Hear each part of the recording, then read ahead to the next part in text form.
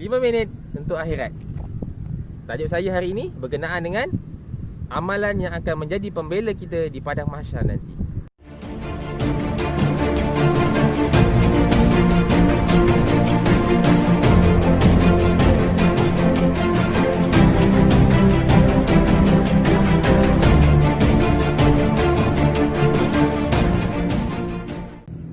Assalamualaikum warahmatullahi wabarakatuh.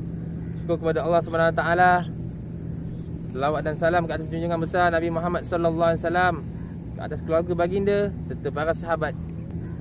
InsyaAllah hari ini saya akan membicarakan tentang amalan-amalan yang akan menjadi pembela kita di padang mahsyar nanti.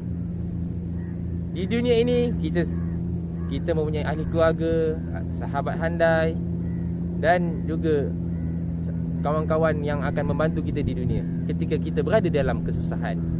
Tetapi ingat, di akhirat nanti ada lagi kesusahan yang lebih besar dan lebih mencabar bagi kita setiap manusia. Dan di akhirat juga akan ada pembela-pembela ataupun amalan-amalan yang akan kita bawa, yang akan menjadi pembela kita di padang mahsyar nanti. Di sini saya akan menceritakan tentang siapakah ataupun apakah amalan yang akan menjadi pembela kita di padang mahsyar nanti. Yang pertama,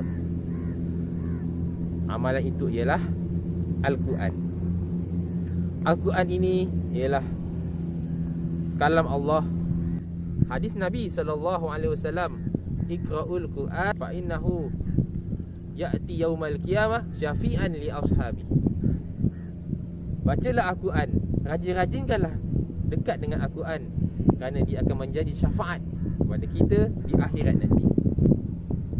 Daripada hadis ini mudah kita nak faham bahawa jika kita dihadapkan dengan pertuduhan-pertuduhan di padang mahsyar nanti, Allah akan bertanya kita tentang amalan itu, tentang amalan ini. Jadi siapakah yang akan dapat membantu kita nanti untuk menjawab pertanyaan-pertanyaan itu? Tidak lain tidak bukan ialah Al-Quran. Al-Quran akan datang di hadapan Allah Subhanahu Wa Taala dan dia akan menjawab setiap pertanyaan-pertanyaan yang diajukan kepada kita. Jadi beruntunglah kita pada hari itu, kerana apa? Di dunia kita sering membaca Al-Quran. Di antara surah-surah daripada Al-Quran yang akan menjadi syafaat kepada kita, saya sebutkan salah satunya ialah surah Al-Mulk. Surah Al-Mulk juga terdapat dalam sebuah hadis Nabi sallallahu alaihi wasallam, 30 ayah syafi'an li ashabi. 30 ayat yang akan menjadi syafaat kepada manusia di akhirat nanti, ialah salah satunya surah Al-Mulk.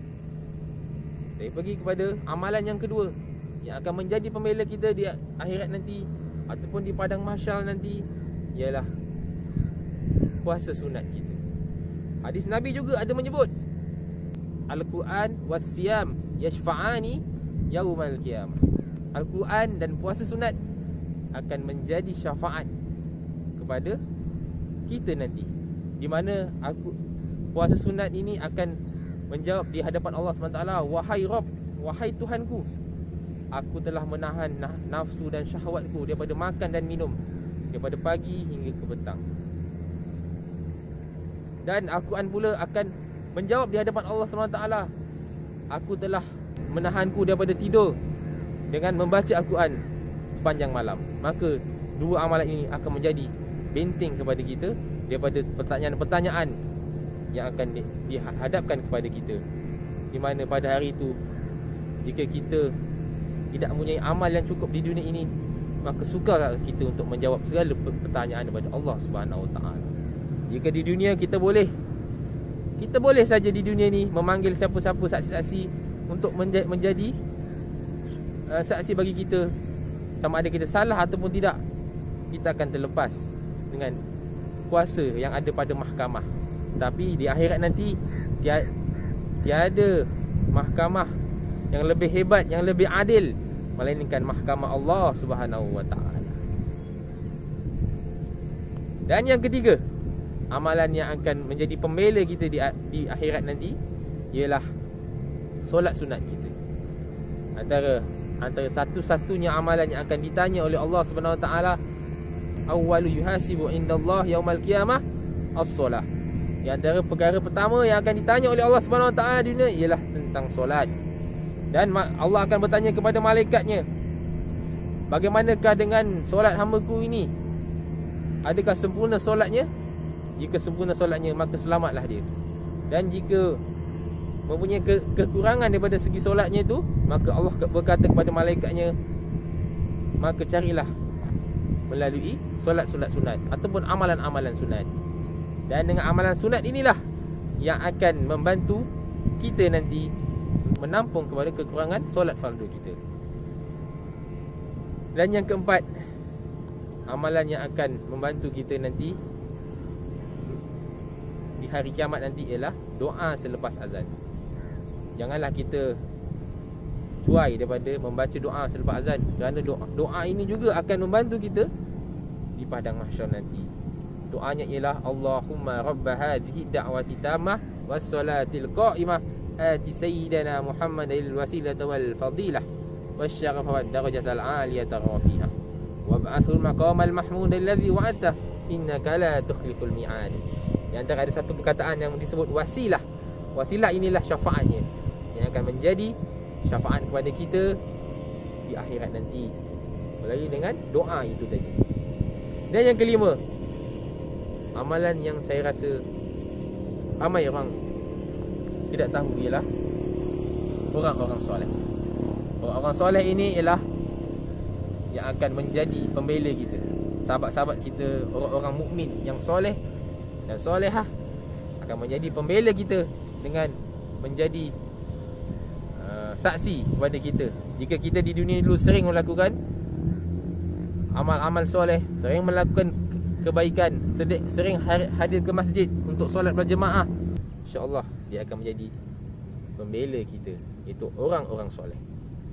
Dan sebagai kesimpulannya, janganlah kita lalai dalam mencari pembela-pembela kita ini, kerana mereka ini ialah orang yang sangat penting yang akan kita cari nanti di akhirat nanti. Yang pertama, Al-Quran. Seringlah kita membaca Al-Quran tiap pagi dan petang untuk mendapatkan pembela yang kuat di hari kiamat nanti. Yang kedua ialah puasa sunat kita, solat sunat kita, doa, dan jangan lupa kawan-kawan kita yang soleh akan juga akan menjadi pembela kita nanti. Jadi sekian saja. Semoga video saya ini akan memberikan manfaat kepada semua yang mendengar. Dan jangan lupa share dan subscribe channel saya, Zaki Akhtar Channel.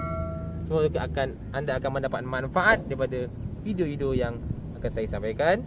Sekian, aku qauli hadza wa astaghfirullahalazim. Assalamualaikum warahmatullahi wabarakatuh.